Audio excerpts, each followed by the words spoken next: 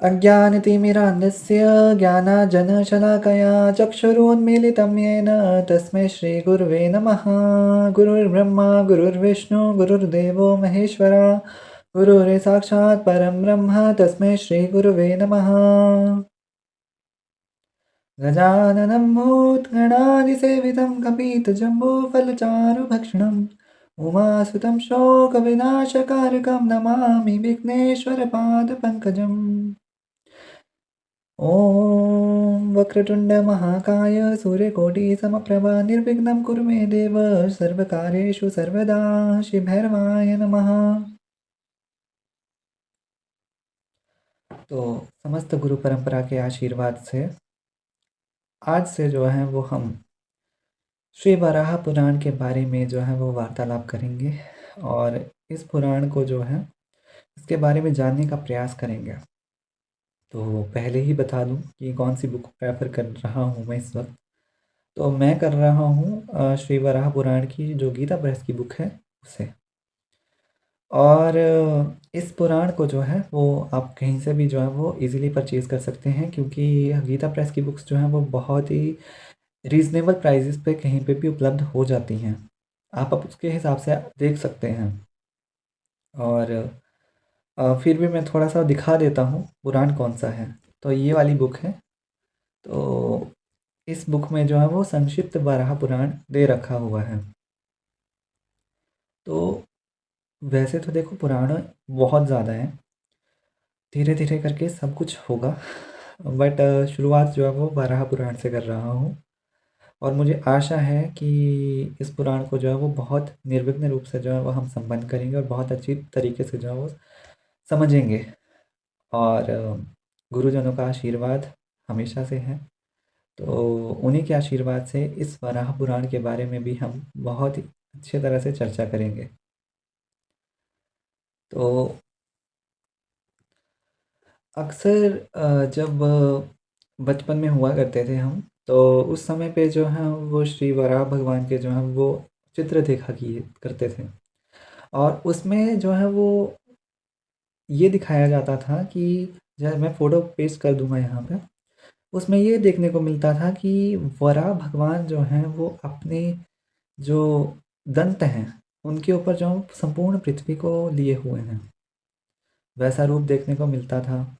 अब जिज्ञासा तो होती थी कि इनके बारे में जाने। तो छोटी सी कथा जो है वो हमेशा से पता होती थी कि इन्होंने जो है वो रसातल में पृथ्वी को जाने से बचाया था और पृथ्वी का उद्धार किया था। तो उन्हीं का ये पुराण है, श्री विष्णु जी के वराह अवतार का ये पुराण है। और उन्हीं वराह भगवान की कृपा से जो है वो हम इस वराह पुराण को संपन्न करेंगे। और जब भी आप तक ये वीडियो पहुंचेगी वैसे तो मुझे नहीं पता कब तक आएगी।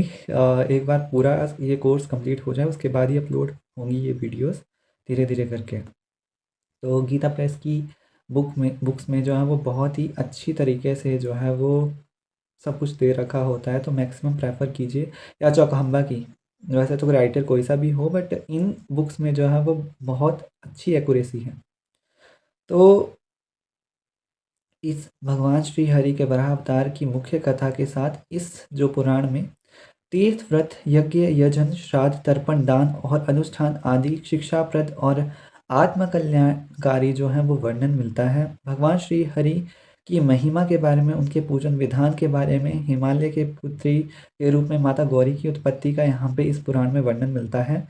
और भगवान शंकर के साथ उनके विवाह की जो रोचक कथा है वो भी इस पुराण में मिलती है। और ये स्टार्टिंग में ही दे रखा हुआ है। और इसके साथ जो है वो इसमें विस्तार में जो है वो बहुत सी चीज़ें जो हैं वो आपको मिल जाएंगी जो अन्य पुराणों में नहीं मिलती हैं। कुछ पुराणों में जो है वो बहुत डीपली समझाया हुआ है, तो ये उन्हीं पुराणों में से एक है। तो वैसे तो देखिए सभी पुराणों में जो है वो सेम सेम ही स्टोरीज़ हैं, बट अगर किसी को डीपली स्टडीज़ करनी हो ना किसी भी पुराण के बारे में, तो इस पुराण को वो पकड़ सकता है निसंकोच होकर के, क्योंकि बहुत सारे जो आपके डाउट्स होंगे ना इस पुराण से क्लियर हो जाएंगे। मेरे भी हुए, तो मैं बता रहा हूँ।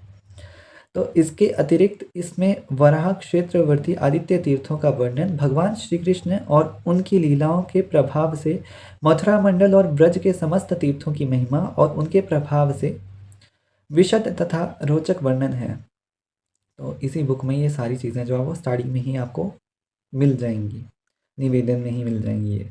और इसमें और भी बहुत सारे वर्णन हैं, जैसे कि अमावस्या तिथि के महिमा के प्रसंग में पितरों की उत्पत्ति का कथन और एवं पूर्णिमा तिथि को की महिमा और उसके प्रसंग में चंद्रमा की उत्पत्ति का वर्णन, मोक्षदायिनी पवित्र नदियों की उत्पत्ति, प्रभाव तथा महात्म्य आदि का भी इसमें विशेष रूप में वर्णन हमें देखने को मिल जाता है।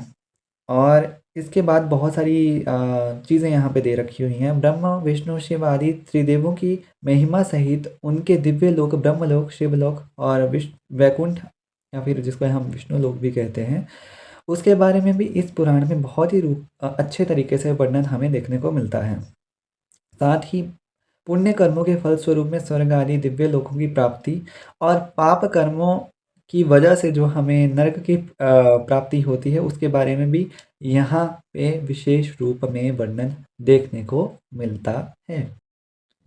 तो ये वराह पुराण जो है ये बहुत ही ज़्यादा इम्पोर्टेंट पुराण है और अपने आप में जो है वो अगर इसको कोई पढ़ लेता है ना और इसको समझने का प्रयास कर ले तो बहुत बड़ी बात है। और मेरे हिसाब से हमारे गुरुजन हमेशा से कहते हैं ऐसा कि अगर कोई एक पुराण भी अच्छे से पढ़ लिया ना या फिर कोई एक ग्रंथ भी अच्छे से अध्ययन कर लिया और उसकी शिक्षाओं को अपने जीवन में उतारने का प्रयास कर लिया, बहुत है। जैसे अक्सर लोग जो हैं वो श्री रामचरितमानस पढ़ते हैं, किंतु जो है वो उसमें राम जी के बारे में बहुत लोग जो है वो बात करते हैं, किंतु उनके आदर्शों पे कोई चलना नहीं चाहता। ठीक उसी तरह से जो है वो भगवद गीता में बहुत अच्छी अच्छी बातें जो है वो श्री कृष्ण ने बताई हैं, किंतु उनके बारे में जो है वो हर कोई जो है वो उसके मर्म को जो है वो समझना नहीं चाहता और इसके साथ साथ जो है वो उनके आदर्शों के पालन नहीं करना चाहता। खैर, अ, वराह पुराण में बहुत सारी सुंदर सुंदर कथाएं हैं और मैं बस प्रार्थना करूंगा आप सबसे कि आप इस वराह पुराण को ज़रूर पढ़िएगा। अब इसके शुरू होने से पहले, यानी कि इस पुराण को शुरू करने से पहले मैं एक छोटी सी स्टोरी एक्सप्लेन कर देता हूँ कि वराह पुराण मेरे जीवन में कैसे आया, ये बुक मेरे पास कैसे आई। तो देखिए, बुक ना पढ़ने की एक अलग ही, जैसे वो कहते हैं ना कि मुझे किसी समय पे रुचि थी और उस समय पे जो है वो जब मेरे को जो है वो गाइडेंस नहीं मिलती थी कहीं से या मेरे प्रश्नों के उत्तर नहीं मिलते थे, तो इन्हीं पुराणों के ऊपर जो है वो मैं अध्ययन करता था कि इसमें क्या पता मेरे प्रश्न का उत्तर मिल जाए। और होता भी ऐसे ही था कि पुराणों में जो भी चीज़ें लिखी होती थी तो उससे मुझे मेरे क्वेश्चन का आंसर मिल जाता था। स्टार्टिंग में सबसे पहले मेरे पास जो पुराण है, वैसे तो गीता तो हमारे पास ऑलरेडी हमारे हर घर में थी, किंतु उसके पश्चात जो है वो शिव पुराण आया था, देवी भागवत पुराण आया था, बहुत सारे ऐसे ऐसे पुराण आए थे। और जब मैं कांगड़ा में था तो एक बार मैं और मेरे रूममेट जो है वो कांगड़ा मंदिर जाते हैं, माता बज्रेश्वरी धाम। तो समय लगे तो वहाँ पे भी ज़रूर जाइएगा। तो वहाँ पे ना एक बुक स्टोर है, वहाँ पे गीता प्रेस की ही बुक्स मिलती है और ये जो बुक स्टोर है ये मंदिर के बीचों बीच है। कई बार ये खुला होता है, कई बार नहीं खुला होता। तो हुआ ये कि ये जो वराह पुराण है ना, ये जो मैं वहाँ से ले आया, अंदर घुसा हूँ और देख लिया यहाँ पे तो पुराण है और मुझे अच्छा लगा। जब मैंने इसको उसको देखा, इस पुराण के मूल्य को देखा तो वो भी बहुत रीज़नेबल था। तो जब मैंने ये देखा तो मैं ले आया और जब मैंने इसको पढ़ा, बहुत सारे ऐसे डाउट्स थे जो क्लियर हुए हैं, जो बाकी ग्रंथों में मुझे लगता है कि वैसे तो होंगे, बट मेरे इस पुराण से जो है वो डाउट्स क्लियर हुए थे। खैर, ये तो बहुत छोटा सा एक्सपीरियंस था। तो बिना किसी देरी के जो है वो हम इसके पहले पार्ट को जो है वो आज शुरू करेंगे। तो देखिए, ये जो पुराण है ना, वैसे इसे हर कोई पढ़ सकता है, ऐसी कोई बात नहीं है और समय लगे तो इसको ज़रूर पढ़ना चाहिए। और वैसे इसको पढ़ने का, जहाँ तक अभी तक मैंने पढ़ा है, तो इसको पढ़ने का कोई वैसा विशेष जो है वो मुहूर्त नहीं है। इसे आप कभी भी पढ़ सकते हैं और इसकी शुरुआत कभी भी आप कर सकते हैं। और इसमें जो है वह बहुत ही सुंदर वर्णन मिलता है। ओम नमो भगवते महावराहाय। तो पहला पाठ है भगवान वराह के प्रति पृथ्वी का प्रश्न और भगवान के उदर में विश्व ब्रह्मांड का दर्शन कर भयभीत हुई पृथ्वी और उनकी स्तुति। तो स्टार्टिंग में जो है वो भगवती जो पृथ्वी देवी हैं, वो भगवान श्री हरि नारायण जी के वराह अवतार के की जो है वो वंदना करती हैं और उनसे एक प्रश्न पूछती हैं। तो इसमें सबसे पहले जो ऋषि हैं वो सूत जी, जो आपको अक्सर हर ग्रंथ में मिलेंगे, तो वो इसके बारे में बताते हैं। पूर्व काल में जब सर्वव्यापी भगवान नारायण के वराह रूप को धारण करके अपनी शक्ति द्वारा एकांड की अनंत जलराशि में निमग्न पृथ्वी का उद्धार किया, तो उस समय पृथ्वी देवी ने उनसे एक प्रश्न पूछा। पृथ्वी ने कहा कि हे प्रभु, प्रत्येक कल्प में सृष्टि आदि काल में इसी प्रकार मेरा उद्धार करते हैं आप, किंतु केशव आपके स्वरूप की अनंतता को मैं नहीं जानती और इस सृष्टि का प्रारंभ कैसे हुआ और इसके आपके स्वरूप के बारे में मैं आज तक नहीं जान सकी, और इन दोनों ही प्रश्नों के बारे में जो है वो आप विस्तार से बताने की कृपा कीजिए। तो ऐसा भगवती पृथ्वी देवी जी जो हैं वो भगवान श्री नारायण जी से प्रार्थना करती हैं और साथ में और क्या कहती हैं कि हे श्री हरि नारायण जी, जब वेद लुप्त हो गए थे उस समय आप मत्स्य रूप धारण करके समुद्र में प्रविष्टि हो गए थे और वहाँ से वेदों का उद्धार करके आपने ब्राह्मणों को दे दिया था। हे मधुसूदन, हे श्री हरि नारायण, हे विष्णुदेव। इसके अतिरिक्त जब देवता और दानव जो हैं वो एकत्र होकर के समुद्र मंथन किए थे, उस समय पे भी आपने मंदराचल पर्वत को धारण किया था। कौन से अवतार में? कच्छप अवतार में। तो कूर्म अवतार भी बोल सकते हैं इसको। तो देखिए, अगर कहीं पे ना आपको कछुआ दिख जाए ना, तो उसको भगवान वराह का या फिर श्री हरि नारायण जी का ही जो है वो अवतार कहना चाहिए, क्योंकि वराह भगवान और विष्णु जी जो है वो एक ही हैं। अक्सर यहाँ पे बहुत लोगों का मत अलग अलग हो जाता है। मैंने अक्सर बहुत सारे ज्ञानी सज्जनों को सुना है यहाँ पे। खैर, जो अपना ही ज्ञान बताते रहते हैं। उनके हिसाब से दुर्गा अलग हैं, काली अलग हैं, वैष्णव अलग हैं। अरे एक ना इंसिडेंट मैं यहाँ पे शेयर करता हूँ, साथ साथ में ही बताता चलूँगा।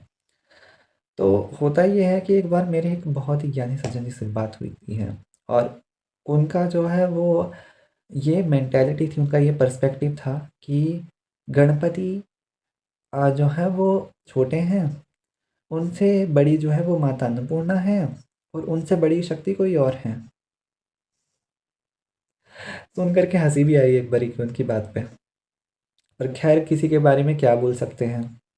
अब जैसे जिसको उनके गुरुओं ने बताया, अब वो मैं किसी के यहाँ पे गुरु परंपरा के ऊपर कुछ बात नहीं कर रहा, बट उनको जैसे उनके गुरु ने बताया होगा वो वैसे ही कर रहे हैं। और मैं भी शायद उनके गुरु को भी उतना जो है वो उन्होंने बताया कुछ है, या तो वो समझे कुछ है, या फिर क्या ही बोलें इसके बारे में। खैर, उनका ये मत था, जबकि शक्ति के अनंत रूप हैं, किंतु उस उन अनंत रूपों में भी वही भगवान हैं, ऐसी भावना करनी चाहिए। किंतु अक्सर लोग जो हैं वो ये कह देते हैं काली माता अलग है, दुर्गा माता अलग है, सभी एक ही रूप हैं। अभी रिसेंट में एक देवी जी ने का सुनने में आया था कि उन्होंने जो है वो माता दुर्गा की प्रतिमा ली है, और वो ज्वाला जी से छुआ करके लेकर के गई हैं। किसी ने उनको जब ये बोल दिया कि दुर्गा माता के स्वरूप में आपके घर में काली माँ का विराजमान हुई है, उन देवी जी ने जो है वो अलग से जो है वो अपनी माता को अ, वस्त्र में लपेट करके रख दिया, वो भी विसर्जित करने के लिए, क्योंकि काली माँ से उनको नफरत है। और कहते हैं कि काली माँ जो है वो सर्वनाश करती हैं, घर के लिए अच्छी नहीं होती। जबकि ऐसा बिल्कुल भी नहीं है, काली माँ ममता में ही है। कभी काली माँ के तत्व के बारे में जानने का प्रयास नहीं करा, और कभी गुरु वैसे अच्छे मिले नहीं, तो कैसे चलेगा। और पता नहीं काली माँ से क्यों लोग ऐसे डरते हैं, किंतु सत्य तो ये है कि वही जगत जननी जो है वो अनंत रूपों में आकर के सबका कल्याण कर रही हैं। ज्वाला जी में भी वही विराजमान है। मुख्य ज्योति माता ज्वाला जी की जो है वो माता महाकाली की ही है। अब इससे बड़ा और प्रमाण क्या चाहिए? ज्वाला खुद काली है। काली और ज्वाला में कोई अंतर नहीं है। खैर, अब वराह पुराण के इस यहाँ पे आते हैं। फिर पृथ्वी देवी क्या कहती हैं, अब इसके बारे में जो है वो हम जानने का प्रयास करते हैं। तो फिर पृथ्वी देवी ये बात बोलती हैं कि जब फिर जल में डूब रही थी तब आप उन्होंने ही, यानी कि भगवान वराह ने ही, यानी विष्णुदेव जी ने ही उन्हें सब ओर से, जो जब जहाँ पे जल ही जल था, तो उस रसातल से जो आप अपनी दाढ़ के ऊपर रख करके वहाँ से उनको उबारा था। और इसके बाद में इसके अतिरिक्त जब वरदान के प्रभाव से हिरण्यकशिपु असीम अभिमानी हो गया था, उसको असीम अभिमान हो गया था, तो पृथ्वी पर जब वो भांति भांति के अत्याचार करता था, उपद्रव करता था, तो उस समय पे भी वो भगवान जी के द्वारा ही मारा गया था। ये भगवती पृथ्वी कह रही हैं। तो और देवादिदेव प्राचीन काल में आपने ही जमदग्नि नंदन, जमदग्नि ऋषि जो हैं वो श्री परशुराम जी के जो हैं वो पिताजी हैं। तो वो पृथ्वी देवी कह रही हैं कि जमदग्नि नंदन परशुराम के रूप में अवतीर्ण होकर के मुझे क्षत्रिय रहित कर दिया था। और फिर वही भगवान जो हैं वो श्री राम जी के रूप में दशरथ जी के यहाँ पे जो है वो अवतार लेते हैं और अपने पराक्रम से जो है वो रावण को नष्ट करते हैं। वही भगवान वामन रूप में आकर के जो है वो बलि को बांधते हैं। ऐसी भगवती पृथ्वी जो है वो अपनी स्तुति में इन सारी चीज़ों को जो है वो उल्लेख कर रही हैं। तो और ये इसके इन सारी बातों को बोलने के बाद भगवती पृथ्वी देवी जो है वो कुछ प्रश्न करती हैं भगवान से। वो कहती हैं, प्रभु मुझे जल से ऊपर उठा करके आप सृष्टि की रचना किस प्रकार करते हैं, बताइए भगवान। बहुत ज़्यादा जो है वो उत्सुकता हो रही है। मेरे को नहीं पता। हाँ, अक्सर हमारे मन में भी तो ये क्वेश्चन होता है ना, तो हम भी अपने गुरुदेव से ऐसे ही पूछते हैं, बताइए भगवान। ठीक वैसे ही जो है वो पृथ्वी देवी जो है वो ये प्रश्न जो है वो भगवान से पूछ रही हैं। आपकी इन लीलाओं के रहस्य को मैं कुछ भी नहीं जानती, तो आप मुझे कृपया बता दीजिए।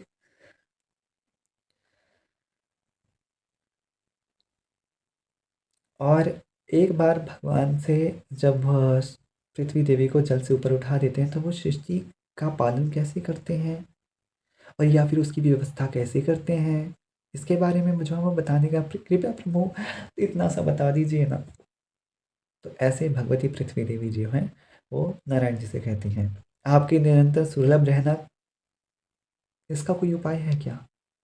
भगवान हम भी अक्सर ये कहते हैं ना कि हे भगवान, आप तक पहुंचने का कोई मार्ग मिल जाए। तो ठीक ऐसा ही जो हम पृथ्वी देवी कह रही हैं, सृष्टि किस प्रकार आरंभ हुई और उस समय पे क्या समय था, चारों युगों की गणना कौन सा प्रकार है और युगों के क्रम किस प्रकार से चलते हैं, महेश्वर उन युगों में किस युग की प्रधानता है और किस युग में आप कौन कौन सी लीला किया करते हैं, ये सारी बातें जो हम पृथ्वी देवी पूछती हैं।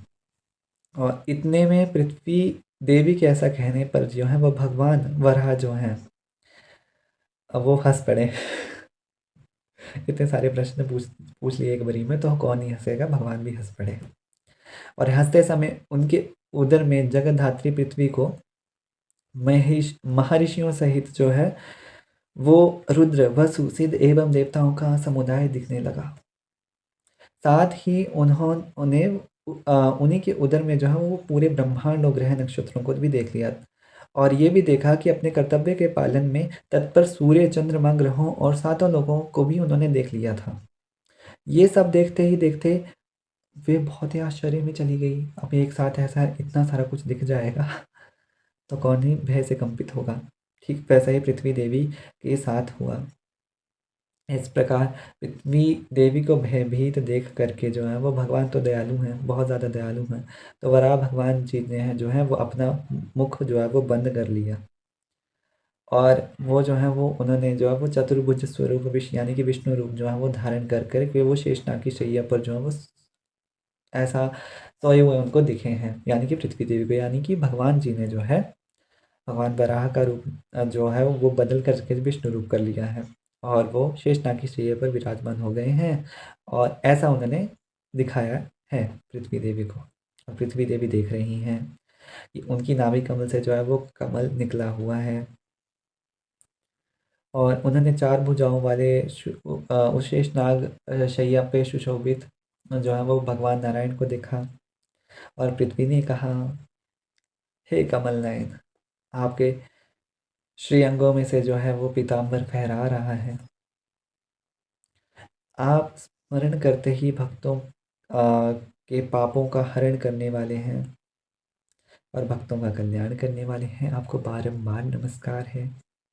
पृथ्वी देवी ने कोई भी कसर नहीं छोड़ी भगवान जी की जो है वो स्तुति करने में और उन्होंने बहुत सारी चीज़ें जो है वो यहाँ पे लिखी हैं और ऐसा उन्होंने कहा है, देवताओं के द्वेषी दैत्यों का दलन करने वाले प्रभु आपको शत शत प्रणाम है।